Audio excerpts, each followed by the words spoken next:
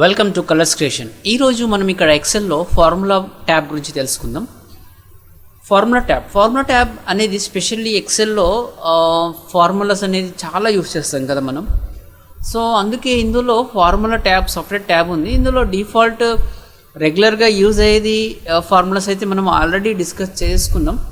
And ఇది recent use, మనం ఏదైతే రీసెంట్గా యూజ్ చేస్తాం ఇక్కడ ఉంటుంది. But there are so many different types of formulas. ఓకేనా, ఒక లైబ్రరీ ఉంది అన్నట్టు, టెక్స్ట్కి సంబంధించింది, డేట్ అండ్ టైంకి సంబంధించింది, లుక్అప్. ఓకేనా, so there are everything formulas. Okay, so ఏ ఫీల్డ్ వాళ్ళకి ఏ విధంగా యూజ్ అవుతుందో ఆ విధంగా అయితే ఉంది. But we're not discussing about the function libraries, but the next group is called here defined names. What is defined names here? ఒకవేళ నేను ఇక్కడ ఫర్ ఎగ్జాంపుల్ టోటల్లో ఇక్కడ చూడండి 294 వచ్చింది. ఎలా వచ్చింది అంటే ఇవన్నిటిని టోటల్ చేస్తే వచ్చిందే 294. ఓకే, బట్ 294 అనేది వచ్చింది. నేను ఇక్కడ ఏదైనా చేంజెస్ చేస్తే, ఇక్కడ నేను ఫర్ ఎగ్జాంపుల్ 10 పెట్టేసిన అనుకోండి, 294 నుంచి 240కి వచ్చింది. ఎందుకంటే నేను ఇక్కడ ఇంగ్లీష్లో ఏం చేసినాను, చేంజెస్ చేసిన కాబట్టి. ఓకేనా, అయితే ఇప్పుడు ఈ చేంజెస్ అయితే చేసినాను. ఓకే, బట్ ఒకవేళ నేను ఎక్కడైనా ఈ 204 ఇవి దాని పక్కన లేకుండా నేను టోటల్ చేసుకోవాలి. అలాంటప్పుడు ఈ డిఫైన్ నేమ్ అనేది మంచిగా యూజ్ అవుతుంది. చూడండి ఎలా యూజ్ చేయాలి.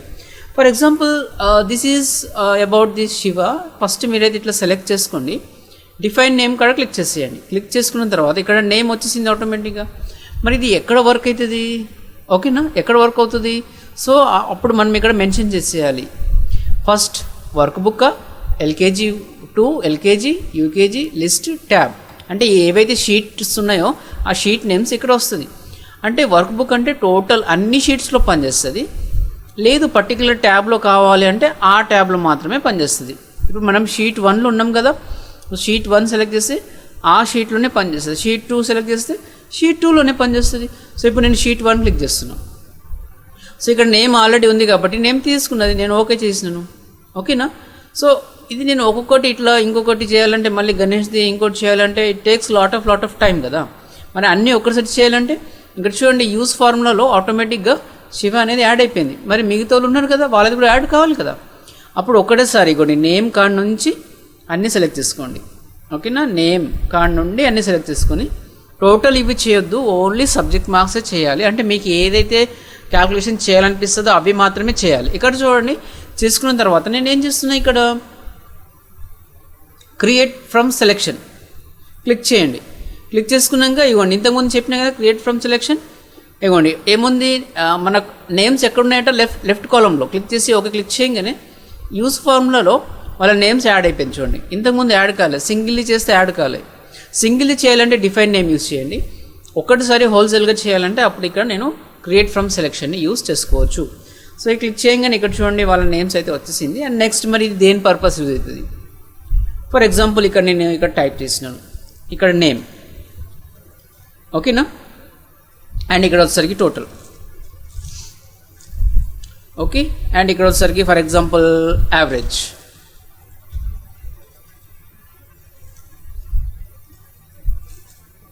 ఓకే, సో ఇక్కడ నేను టైప్ చేసిన తర్వాత ఫర్ ఎగ్జాంపుల్ ఇక్కడ నేమ్ టైప్ చేయండి. సో ఇవే నేను కాపీ పేస్ట్ చేస్తాను. ఫర్ ఎగ్జాంపుల్ నేను 2 తీసుకున్నా, Ctrl+C కాపీ, అండ్ ఇక్కడ వచ్చేసరికి పేస్ట్ చేసినాను. ఓకే, అంటే name as it is copy paste చేస్తున్నా, మీరు చేయాలని కాదు. బట్ ఇక్కడ నాకు టోటల్ రావాలి. కానీ ఇక్కడ చూడండి మనకు మార్క్స్ లేవు. ఆ శివ క్యాండిడేట్కి సంబంధించిన మార్క్స్ ఇక్కడ ఉందా అంటే లేదు. అప్పుడు ఏం చేయాలి? ఇక్కడ చూడండి నేను ఇక్కడైతే క్లిక్ చేస్తున్నాను. క్లిక్ చేసుకున్నాక యూజ్ ఫార్ములా ఈక్వల్ ఇవ్వండి SUM సమ్, టోటల్కి SUM సమ్మే కదా, అండ్ ఓపెన్ బ్రాకెట్. దెన్ మరి ఇక్కడ మార్క్స్ లేవు కదా, మనమైతే యాక్చువల్గా ఏం చేస్తుండే, ఇక్కడ మార్క్స్ సెలెక్ట్ చేస్తుండే. మరి ఇక్కడ మార్క్స్ లేవు కదా, కానీ ఇది మార్క్స్ ఎవరిది, టోటల్ ఎవరిది 240, శివది. సో శివది కదా, ఇక్కడ టైప్ ది నేమ్. ఓకేనా, ఇగోండి కింద వచ్చేసింది చూడండి నేమ్. డబుల్ క్లిక్ చేయండి, ఇగోండి నేమ్ వచ్చిందా, క్లోజ్ బ్రాకెట్ చేసేయండి అండ్ ఎంటర్ చేసేయండి. ఆటోమేటిక్గా ఈ 240 ఏదైతే ఇక్కడ వచ్చేస్తుంది అన్నట్టు. ఎందుకంటే మనం ఈ సెలెక్షన్ని అంటే 87, 65, 78, 10 ఈ ఇంగ్లీష్, హిందీ, సైన్స్ ఏదైతే ఉందో ఇది ఎవరిది అంటే శివది అని మనం ఇక్కడ క్రియేట్ ఫ్రమ్ సెలెక్షన్ తోటి యాడ్ చేసినాం. కాబట్టి ఈ సెల్ యొక్క సెలెక్షన్ శివ పేరుతోటి యాడ్ అయిపోతుంది కాబట్టి చేసుకోవచ్చు. ఇక్కడ చూడండి యావరేజ్ కూడా చేద్దాం, equal AVE average open bracket, next type the name, no marks. ఇదిగోండి వచ్చేసింది. ఓకే, సో డబుల్ క్లిక్ చేసేయండి. నెక్స్ట్ ఇక్కడ క్లోజ్ బ్రాకెట్ అండ్ ఎంటర్. ఇదిగోండి యావరేజ్ ఎంత 60. ఇక్కడ కూడా చూడండి 60 వచ్చిందా. ఒకవేళ నేను ఇక్కడ ఏమైనా చేంజెస్ చేస్తే ఇప్పుడు 10 కాడ 240 ఉంది కదా, 10 కాడ నేను 100 పెట్టేస్తాను.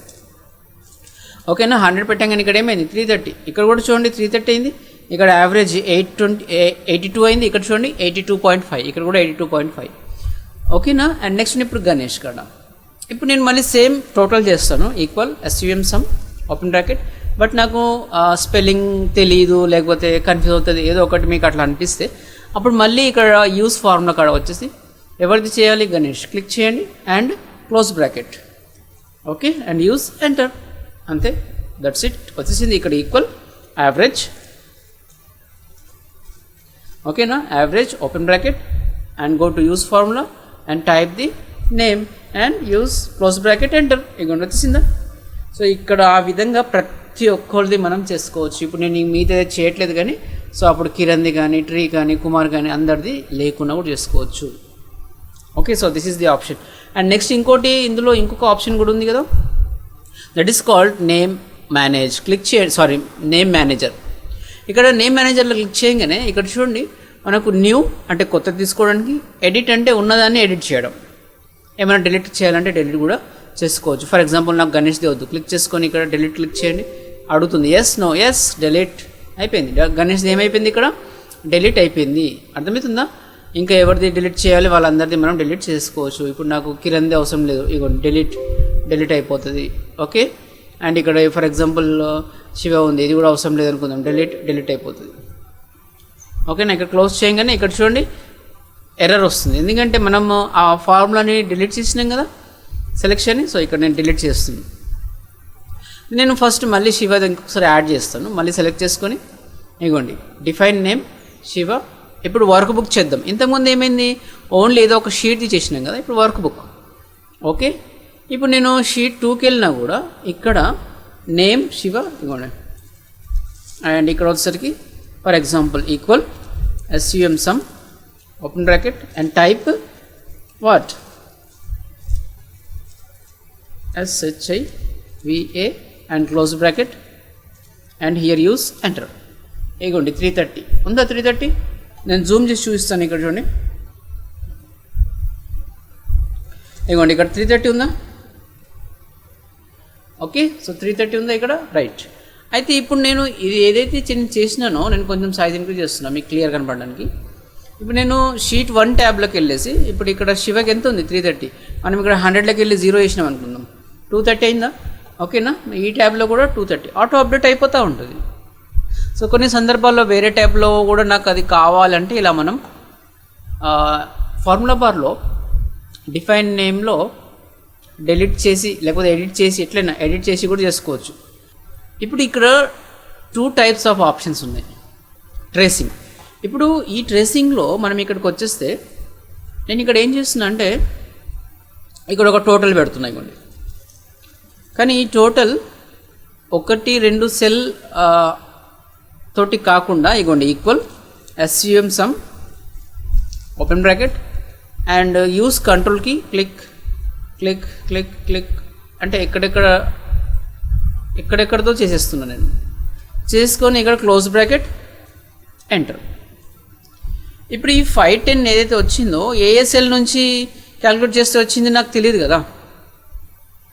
సో అప్పుడు మనం ఈ ఆప్షన్ని యూస్ చేసుకోవచ్చు. ఇగోండి ఈ ఆప్షన్ని యూస్ చేయగానే ట్రేస్ ఆప్షన్ని 510 ఎక్కడెక్కడైతే బ్లూ డాట్ లైన్ తోటి ఎండింగ్ కనిపిస్తుందో, లైన్ ఎండ్లో బ్లూ డాట్ కనిపిస్తుందో ఆ సెల్ నుంచి క్యాలిక్యులేట్ చేస్తే వచ్చిన 510. ఇప్పుడు ఆ సెల్లో ఏదైనా మార్పు చేస్తే ఈ 510లో కూడా మార్పు వస్తుంది అని అర్థం. ఇగోండి. సో మరి కంట్రోల్ P ప్రింట్లో చూస్తే ఆ లైన్తో సహా వస్తుందా అంటే డెఫినెట్లీ వస్తుంది. ఇగోండి వచ్చింది. అందుకే నాకు ఈ లైన్ వద్దు అంటే అప్పుడు ఏం చేసుకోవచ్చు, రిమూవ్ యారో ఆప్షన్ని యూస్ చేసుకోవచ్చు. అయితే నేను ఇప్పుడు ఏం చేస్తున్నా అంటే ఇప్పుడు ఈ ఫర్ ఎగ్జాంపుల్ ఈ 98 ఇక్కడున్న 98 ఏ సెల్కి కనెక్ట్ అయి ఉంది అది కూడా ఒక డౌటే కదా. అప్పుడు ఇక్కడ 98 క్లిక్ చేసుకొని ఇప్పుడు సెకండ్ ఆప్షన్ క్లిక్ చేయండి ట్రేస్. ఇప్పుడు ఈ 98 ఈ సెల్లో కనెక్ట్ అయి ఉంది, ఈ సెల్లో కనెక్ట్ అయి ఉంది, దీంట్లో ఉంది, దీంట్లో ఉంది, దీంట్లో ఉంది. యారో మార్క్ ఏ సెల్లో వస్తుందో ఆ సెల్లో, అంటే ఇది ఒక్కటి మారుస్తే 98 ఒక్కటి మారుస్తే అన్నిట్లో మార్పులు జరుగుతుంది దాని అర్థం. ఓకేనా. ఒకవేళ నాకు యారో మార్క్స్ అవసరం లేదంటే రిమూవ్ యారో మార్క్స్ క్లిక్ చేస్తే యారో మార్క్స్ రిమూవ్ అయిపోతుంది. Next show formula. చూడండి, షో ఫార్ములా క్లిక్ చేయగానే ఇక్కడ టోటల్లో చూడండి, కానీ ఇవన్నీ ఫార్ములాస్ ఏవైతే ఉందో ఈ ఫార్ములాస్ నాకు కనపడాలి. ఓకే, ఒకటేసారి ఒక క్లిక్ తోటి నాకు కనపడాలి. అప్పుడు కంట్రోల్ టిల్ట్ బటన్ అంటే ఎస్కేప్ కింది బటన్ని క్లిక్ చేసినా వస్తుంది. ఇవ్వండి, ఇప్పుడు ఫార్ములాస్ అన్నీ కనిపిస్తున్నాయి చూడండి. ఇవ్వండి, ఇక్కడ these are the formulas. So ఇక్కడ షో ఫార్ములా క్లిక్, ఇవ్వండి క్లిక్ చేస్తే వెళ్ళిపోయింది. ఇవ్వండి క్లిక్ చేస్తే వచ్చింది. ఒక్కటిసారి మనం చెక్ చేసుకోవచ్చు. ఏదైనా ఎర్రర్ చెకింగ్ ఉందా ఎక్కడైనా చెక్ చేయాలంటే ఇది క్లిక్ చేయండి. అప్పుడు ఇక్కడ చెప్తుంది ఇది error checking is completed for the entire sheet.